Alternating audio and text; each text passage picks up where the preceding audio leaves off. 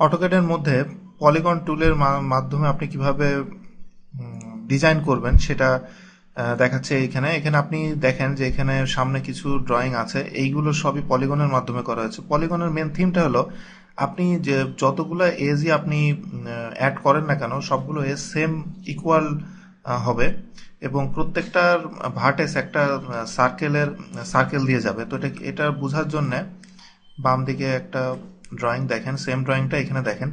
এখান থেকে আপনারা সবাই বুঝতে পারছেন যে প্রত্যেকটা সার্কেলের থেকে প্রত্যেকটার ভার্টেক্স একটা সার্কেল দিয়েই যাচ্ছে, এবং প্রত্যেকটা ইকুয়াল ডিস্টেন্সে থাকবে, যেটা পলিগন টুলস দিয়ে করতে পারবেন। এখানে দেখেন পলিগন টুলের মাধ্যমে আসলে আপনি দুই ধরনের সার্কেলের মাধ্যমে আপনি এই ড্রয়িংটা করতে পারবেন। একটা হলো ইনস্ক্রাইব, একটা সার্কামস্ক্রাইবড। ইনস্ক্রাইবটা হলো আপনি সেন্টার থেকে যে ভার্টেক্স এইটার যে ডিস্টেন্স, এই ডিস্টেন্সটার যদি নিয়ে করেন তাহলে সেটা ইনস্ক্রাইব। আর যদি সেন্টার থেকে ভার্টেক্স না, সেন্টার থেকে যদি এস পর্যন্ত ডিস্টেন্স নেন তাহলে সেটা সার্কামস্ক্রাইবড হবে। এখানে নিচে ডেফিনেশন দেয়া আছে, যদি আপনি ভালো করে দেখলে এটা আরো ক্লিয়ার হবে আপনার। আর এখানে দেখেন দুইটা আমি ড্র করব নিচে সার্কেলের ভিতরে। এখানে আমি প্রথমে ড্রয়িং প্যানেলে যে এখানে দেখতে পাচ্ছেন এখানে পলিগনের ভিতরে এটা দিয়ে আমি অ্যাক্টিভ করলাম, করার পরে দেখেন আমাকে কয়টা এজ দিব সেটা চাচ্ছে। তো এজ এখানে আমি 6 দিচ্ছি কারণ উপরে 6টা আছে। এরপরে সে বলছে আমাকে যে সেন্টার দিতে, আমি সেন্টার দিলাম।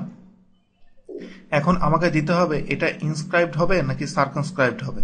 যেহেতু এটা এজ টু এজ, উপরে দেখেন যেহেতু এটা এজ টু এজ, সেহেতু এটা সার্কামস্ক্রাইবড হবে। এবার আমি সার্কামস্ক্রাইব দিলাম, দেওয়ার পরে আমি যে ডিস্টেন্স যেটা এখানে কত হবে, এখানে দেখেন এজ টু এজ হলো 12, তার মানে এটা আমি দিব 6 দিলে উপরেরটা নিচেরটা দেখুন দুইটা এখন সেম হয়ে গেছে। আর এই সাইডের যে পলিগনটা দেখতে পাচ্ছেন এটার জন্য আমি দিব এখানে 4টা, যেহেতু আছে আমি 4টা এজ দিব।